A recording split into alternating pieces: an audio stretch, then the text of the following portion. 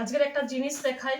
এই যে আসন, আমার ভীষণ শখের, আমি ভীষণ পছন্দ করতাম আসন বুনতে। আমার বিয়ের পরে তখন অবসর সময় আমি এরকম আসন বুনতাম। আমার মেয়ে যখন মাধ্যমিক দিল বা উচ্চ মাধ্যমিকের সময় যখন ও বাড়িতে পড়াশোনা করতো রাত্রে, তখন আমি রাত জেগে জেগে আসন বুনতাম যাতে ও ঘুমিয়ে না পড়ে। এখন 12-14টা আছে, তাও তো আমি দিয়ে দিয়েছি অনেকগুলো, আমার বড়দি টড়দিকে দিয়ে দিয়েছি। যে যখন চাইতো ভালোবেসে একটা দুটো করে দিয়ে দিতাম।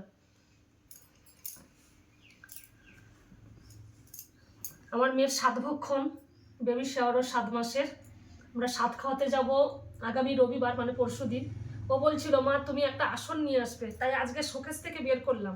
এখন তো সবাই টেবিলে ভাত খায়, এখন তো সেরকম আসন ব্যবহার হয় না, সব গুছিয়ে রেখেছি, আজকেরই বের করলাম। এই যে, কে কে আমার মতো আসন বুনতে ভালোবাসে কমেন্ট করে জানাবেন।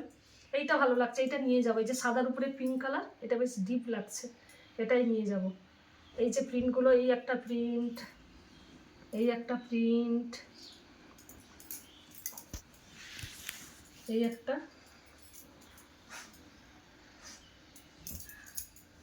অনেক দিন পরে আসনগুলো বের করলাম। কেমন লাগছে আসনগুলো সবাই কমেন্ট করে জানাবে। রানী কিভাবে বসে বসে দেখছে, আমি ভিডিও বানাচ্ছি, রানী বসে বসে দেখছে। রানীকে দেখাও, তুমি দেখছো রানী? ও বাবা, কি সুন্দর বসে বসে দেখছে।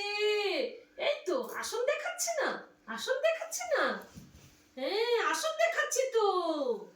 আর রানী বসে বসে দেখছে।